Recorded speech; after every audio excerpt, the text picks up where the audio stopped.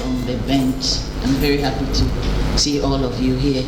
Everybody else, I'm also happy to see you here. I see that today Mrs. Mensah has also found a way out of her busy schedule to be here, and I greet all of you. Good afternoon. I'll sit down and do it because the cord has to be directly connected to the screen, so it's not by Bluetooth, so I have to sit here and do it. In dealing with this matter, there was a question of how deep I wanted to go with it, but I decided that I'll simply touch on some of the areas that I think are key. And the approach I've taken is to look at what, in my view, are intended by the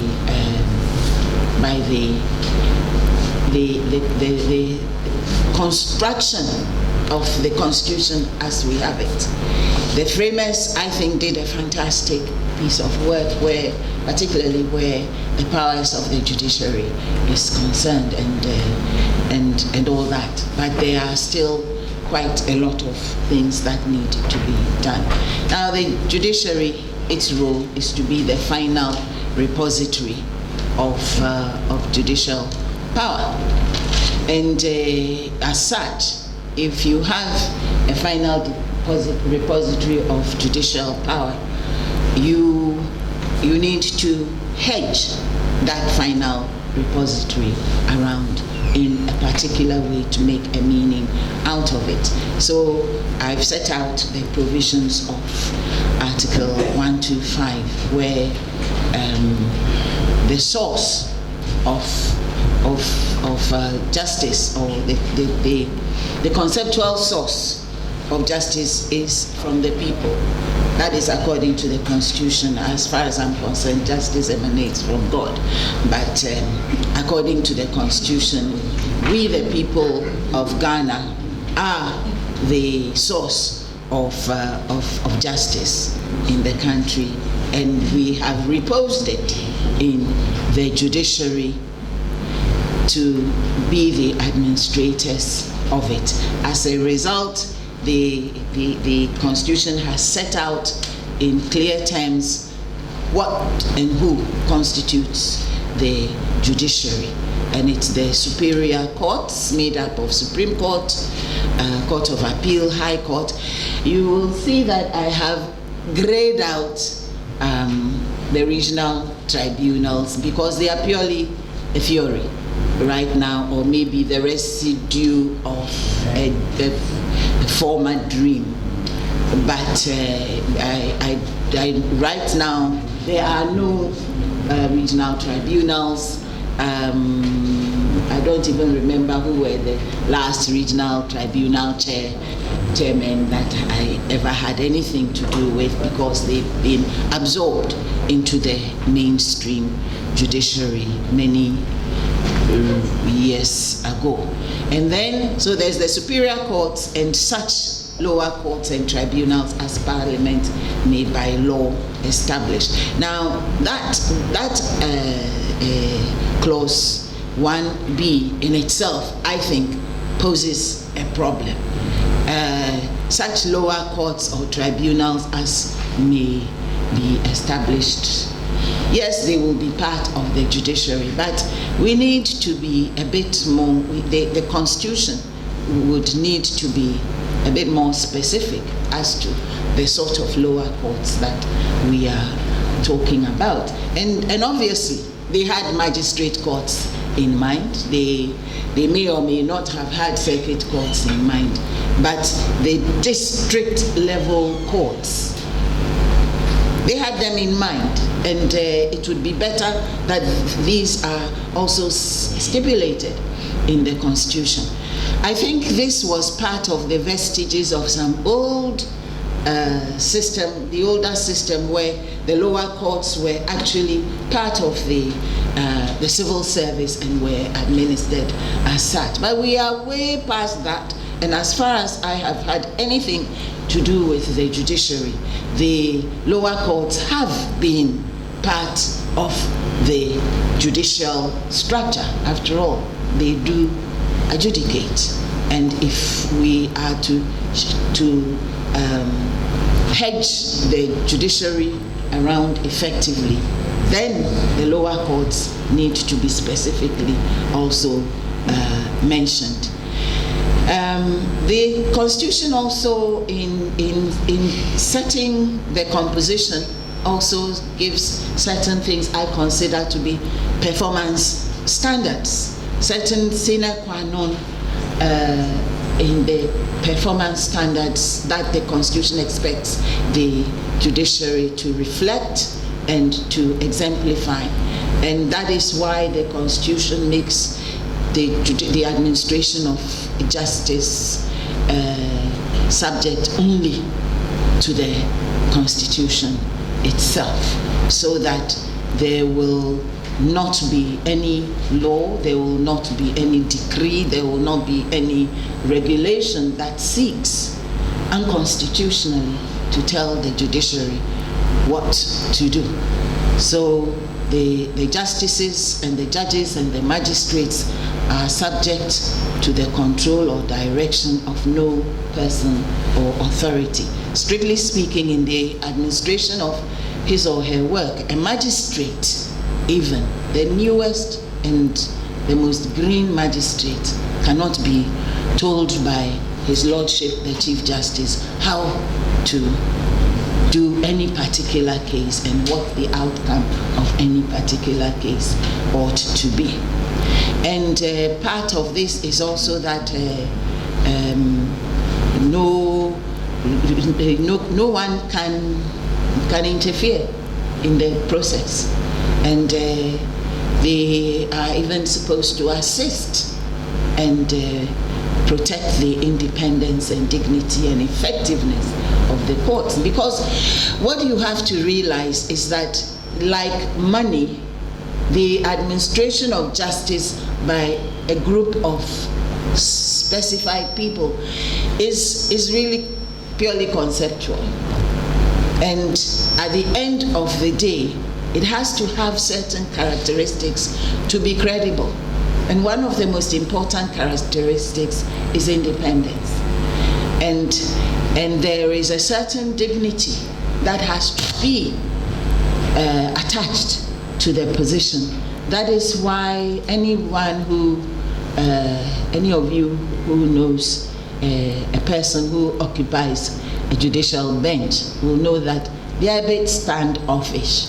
It's not because they are being standoffish, but because of what you do, you really cannot be, what's the latest dance in town? Whatever the latest dance in town, you can't be seen doing that at some drinking spot. The Chief Justice doesn't even need to see that person. Even the owner of that drinking spot will be the one to say, oh, Judge, oh, please, I'll bring you the drink in your house. This is too heavy. And that is how it should be. It is not the person. It is what the person represents. And that is very, very important. What the person represents is part of the factors that leads to the effectiveness of the courts and the administration of justice. That is why a young magistrate can decide that somebody should be denied bail and go to the jail. It has nothing to do with the age of the magistrate. It has to do with the work that he or she is doing, the law and the facts and the established situations. So working within these standards, it's because the Constitution has attributed certain things to what judges do. as the final judicial power in all justiciable matters, it has to be independent.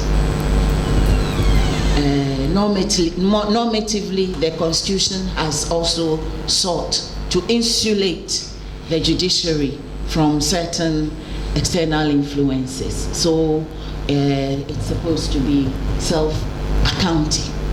And so it is not the Minister of Finance who presents the judicial budget. It is the Judicial Secretary who, as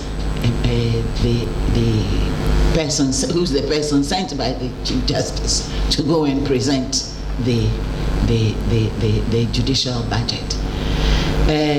Also, administrative expenses are charged to the consolidated fund, and whilst performing normal duties like throwing somebody into jail, they are free from liability. And even if they did it mistakenly, erroneously, there's a process for correcting that error, rather than arrest the magistrate who put the DC into prison. No one can do that. That's why there's appeal. The processes are there to be followed, and the provisions on most of the provisions on the judiciary are entrenched provisions, including the Article 125, which I've already mentioned. So the other constitutional attributes would be the scope of the Supreme Court's jurisdiction, retirement and resignation of Superior Court judges, how judges are to be removed, etc. And built into, this is my reading of the Constitution, the constitutional provisions on the judiciary. There are certain qualitative attributes because they are there to assure rule of law. You cannot, if you fool around with your judiciary, something will go wrong with your rule of law. And protection and promotion of human rights, entrenchment of good governance. That is why from time to time some issue will arise. Right now, I think one of the unions wants to go to the court to go and find out about something. Some people want to march. The police say they cannot. They want to go to court and sort that out. All that is part of the work of the judiciary to assure good governance. Good governance that is not only at the executive or at the legislative level. In fact, some of the most important governance activities rather repose in the work of the judiciary. And all these attributes, qualitative attributes, they are supposed to work towards making the work and the output of the judiciary credible. And it's only when you are credible then you can be effective. And in doing this, you also have to be impartial, you have to be competent. Somebody is here from Judicial Training Institute. Time was many decades ago when the law reposed in the bosom of that was the fiction. The law reposes in the bosom of the judge. Now the judges acknowledge that before it comes to repose in your bosom, you should be from time to time trained and updated on how to do better what you do. And so judicial education is very important. And then efficiency is also important. How you do what you do. how long it takes you to do what you do, how well equipped, how well supplied you are, and including the courtroom in which you are administering justice. That's why, as Chief Justice, I was particularly upset to see some of the courtrooms that I saw, and my successor has the pleasure of opening new courts because the assemblies finally woke up to their responsibilities, and now they are really building fine courts. Yes, and that is part of the dignity that I mentioned. But part of efficiency also is the process, and keeping up with the process and ensuring that there's an integrity to the process. It doesn't mean you will always win, but it means when you lose well, whether you think you should have lost or not.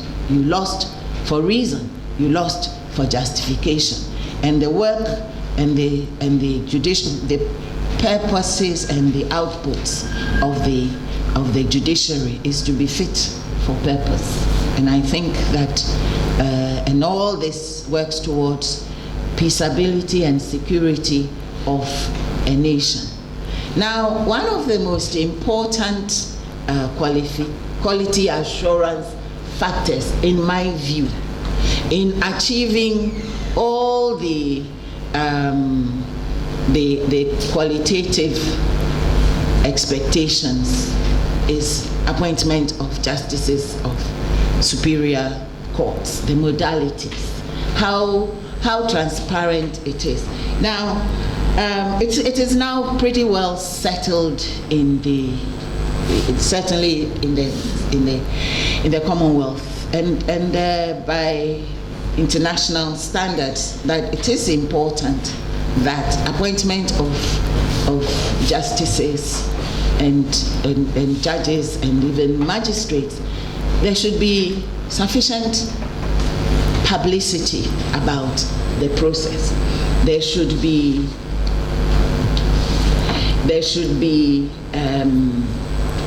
defined criteria. There should be a publicly declared process, which is not just some skeletal thing, but which will tell you these are the steps that are taken, and that these processes and procedures are covered either within the Constitution, as it's done to a very large extent in the Kenyan Constitution, or in a clearly stated Judicial Service Act, which sets out portions on even how people become judges. And I have to say that I saw the 2020 Judicial Service Act, and I realized that most of the provisions are simply imports or exports from the Constitution.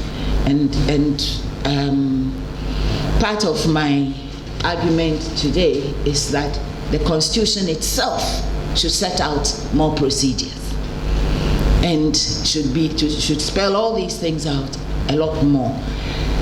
Yes, we've worked with this Constitution for 30 years almost, and it has done us very well. We want to make sure that in another 30 to 50 years we have a Constitution that is still serving us very well. And therefore, the requirements of tenets and directive principles such as transparency and accountability must be seen to be done. And so the appointment of justices of the Supreme Court is one of the modalities for doing it, so that it stops being a mystery, and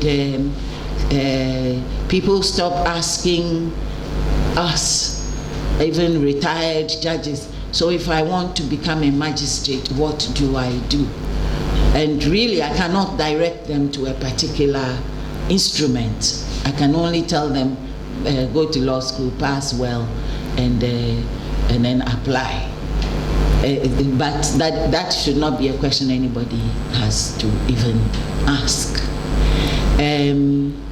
I also would like, because it's also a qualitative thing in terms of factors of quality assurance, the jurisdiction of courts, particularly in this case of the Supreme Court, because of, and I think the Honorable Chair has even hinted at some of the issues that arise from matters of jurisdiction of the Supreme Court, and maybe the jurisdiction of the Supreme Court as compared to the jurisdiction of the Court of Appeals. And then also the modalities for judicial discipline, the intermediate judicial discipline. In other words, a judge has not behaved well, but it's not at such a level as to require removal. Unfortunately, the Constitution itself does not say anything about intermediate judicial discipline. It's like you're appointed, and if you're sick, if you die, or if you misbehave, you're removed. You're not. So it's becoming a judge and ceasing to be a judge. That's all that the focus is on. There's nothing in between that is stipulated by the Constitution, or for that matter, even the Service Act. And so over the years, we had to, and I'm sure my successor is still crafting all kinds of ways of dealing with the intermediate issues. Yes. Including one of the things I started doing is, okay, go back to the Institute for special training on how to behave in court and things like that, or have one of your colleagues teach you how and why she's coming up with quality judgments faster than you are and in less time, and so on and so forth. But all these are partly administrative, but the power to do it must emanate from somewhere, and there is nowhere where it emanates from. Yeah. And then of course there's the modalities for removal of judges, because you will see from the Constitution that although there's a provision that says that these are the procedures for removal of judges, very, very, very skeletal, has to be has to be quite unhelpful, and that's one of the things that is the shortcomings. But there are other more fundamental reasons why there are shortcomings in those provisions. Now, all these assurances, all these qualitative matters, all these standards, in my view, have the objective of assuring public confidence, so that there has to be demonstrable independence, and there has to be effectiveness. There has to be assurance of transparency and accountability in accordance with Article 37, which is from the directive principles of state policy and applies to each and every one of us in every public duty that we perform. And then in other words, there has to be so that, in my view, the process of appointment has to be looked at so as to eliminate or at least minimize perception or possibility of incompetence, character weakness, tokenism, political and parochial nepotism.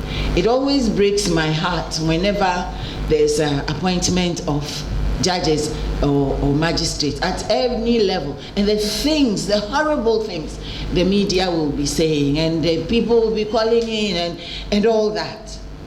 Maybe it's the process that leads to all that doubt and everything. Currently, as far as the the existing system, where the part where the judiciary plays a part, as far as they can, they try as much as they can, but what is lacking is really the laid down processes and procedures, both constitutional and legislative and regulatory, that would cover the entire process and make it and bring it into light as to how anything and everything is done. And all that is to make sure that there is to assure quality. So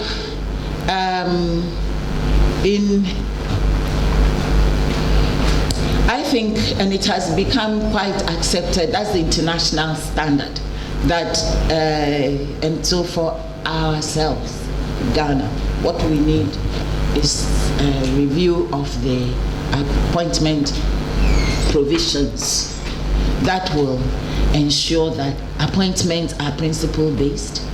There will be process integrity through known processes and procedures, clearly merit-based, so that the merit will also be the pre-announced criteria.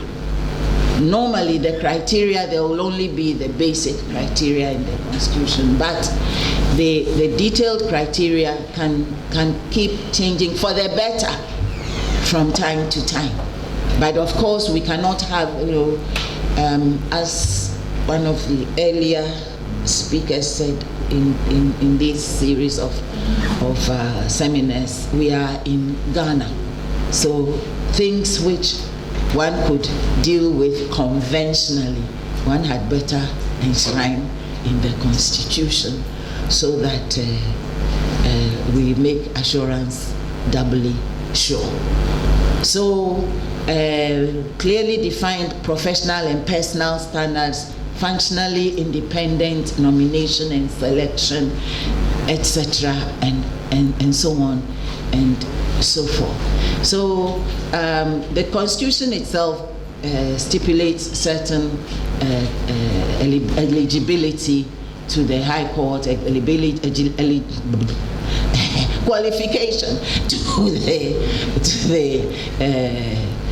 the Court of Appeals, qualification to the Supreme Court, and they are all the same, except they change in terms of the minimum years of experience or of having been called to the bar. And I must say that in practice, these have been treated as only base figures, and I don't think if you've done 12 years, you're likely to be elevated to the Court of Appeal, unless maybe you're a High Court judge of exceptional proven performance in the High Court, but then you will have to make the 12 years. But as much as possible, beyond 12 years, 13, 14, and for the Supreme Court, where it's supposed to be 15 years, invariably it is more than 15 years. So these are the eligibility, but and then you're supposed to be of a good moral character. Now that sort of throws a lot of things up into the air. What are the standards, and according to whom and to whose perception? Because these are purely perceptional. Okay, now in terms of the processes, the steps are also set out in the Constitution.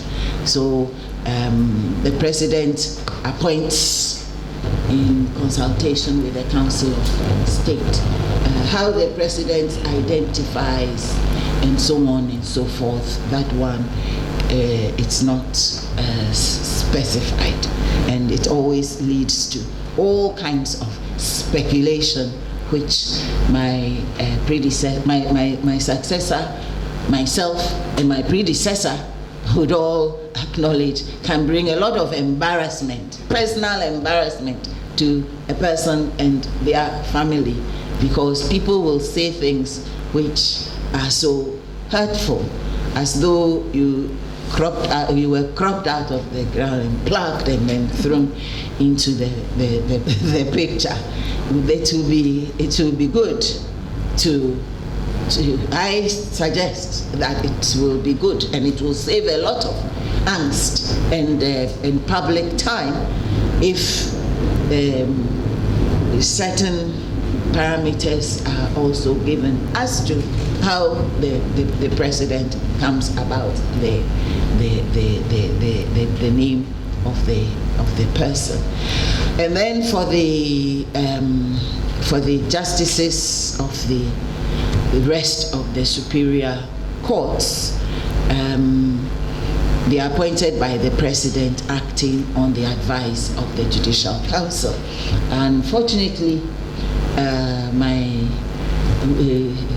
the Supreme Court, in its wisdom some years back, did make a determination that the